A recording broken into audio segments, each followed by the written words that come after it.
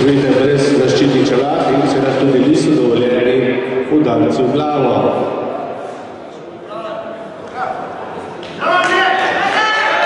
Domačin Anželjet proti Miki Vitarju.